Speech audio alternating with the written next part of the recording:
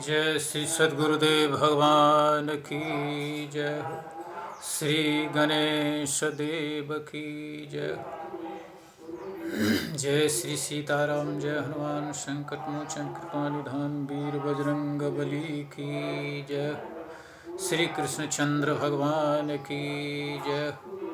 कृष्ण द्वैपायन भगवान वेद व्यास जी महाराज की जय।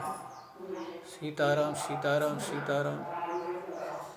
अहंकार भगवान का भोजन है, इसलिए अहंकार मनुष्य को नहीं करना चाहिए। श्रीमद् भगवद गीता में यह श्लोक है, अहंकारम बलम दर्प कामम क्रोधम परिग्रहम विमुच्य निर्ममः शांतो ब्रह्म भुवाय कल्पते। भावार्थ है, जो विशुद्ध सात्विकी बुद्धि से युक्त वैराग्य के आश्रित एकांत का सेवन करने वाला, यानी हमेशा एकांत में रहने वाला, नियमित भोजन करने वाला साधक शांत होकर ब्रह्म प्राप्ति को प्राप्त हो जाता है। राग द्वेष को छोड़कर जो हमेशा मुझे ही चिंतन करता है, मेरा भक्ति करता है, वो मनुष्य मरने के बाद मेरे ही लोक यानी वैकुंठ लोक को प्राप्त हो जाता है, मुझ में ही समा जाता है। भगवान श्री कृष्ण कहते हैं, जो अहंकार से मुक्त होकर, जो मनुष्य हमेशा अहंकार में रहता है उसका पतन हो जाता है, और जो अहंकार में नहीं है वो भगवान का विग्रह में चला जाता है। इसलिए अहंकार से मुक्त रहना चाहिए। भगवान श्री कृष्ण हनुमान जी को आज्ञा दिए हैं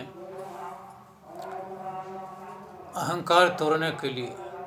भगवान श्री कृष्ण के अंगुली में जो सुदर्शन चक्र थे, अस्त्र, उनको भी अहंकार हो गया था कि मेरे जैसा तीनों लोक में दूसरा कोई अस्त्र नहीं है।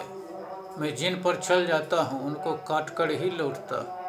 उनको अहंकार हो गया था कि मैं भगवान का अस्त्र हूँ। तब हनुमान जी उनका अस्त्र, उनका ये अहंकार को नष्ट किए।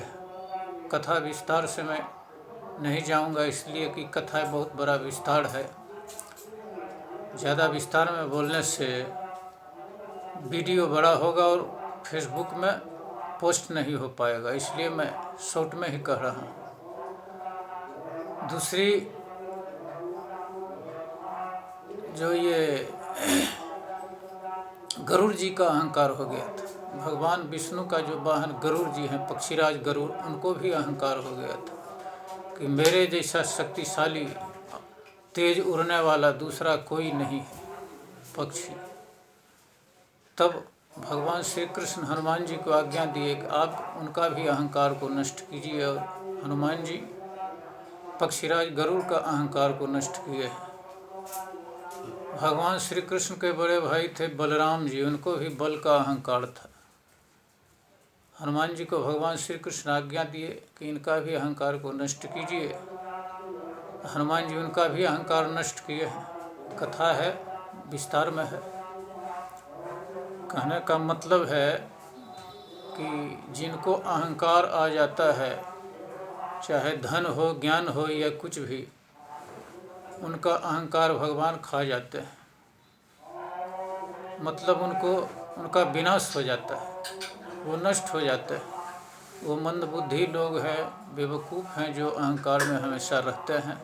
और अच्छे लोगों को देखकर, जो अच्छा काम कर रहा हो, भगवान का कथा कर रहा हो, भजन कीर्तन कर रहा हो, जो भी अच्छा काम कर रहा हो, उसको देखकर जो जलते हैं, उनको जलन होता है, वो भी नष्ट हो जाते हैं। उनको ऐसा नहीं करना चाहिए। अभी 100 में से 75% मनुष्य हैं जिन पर कलयुग का प्रभाव पड़ गया है। वो हमेशा गलत ही सोचते हैं, हमेशा गलत पर ही उनको ध्यान रहता है, और अहंकार में रहते हैं, दूसरे को देखकर जलते हैं। उनसे अच्छा तो जानवर है, मनुष्य से अच्छा जानवर और पक्षी है, जो हमेशा अपना नियम और धर्म के अनुसार चलता है। लेकिन मनुष्य सबसे बेकार होता जा रहा है। मनुष्य सभी जीवों का राजा है। 84 लाख जोनी में जितने भी जीव हैं, उनमें से एक मनुष्य ही है जो सभी जीवों का राजा है। इसलिए मनुष्य को हमेशा सही रहना चाहिए, धर्म का पालन करते हुए चलना चाहिए। लेकिन कलयुग में ऐसा नहीं करते हैं, सब उल्टा हो रहा है। बिना मतलब का किसी से छीन झगड़ा करना, जो अच्छा आदमी है उनसे छीन झगड़ा करना, उनसे ढाई लेना बिना मतलब का। और जब झगड़ा बढ़ जाता है, तब विनाश जब होता है, तब पश्चाताप हाथ में आता है, मन में, तब पछताते हैं कि ऐसा नहीं करना चाहिए था, गलत हो गया। तो पहले से चेत के रहना चाहिए। इसलिए अहंकार से मुक्त रहना चाहिए। भगवान खुद गीता में बतलाया है।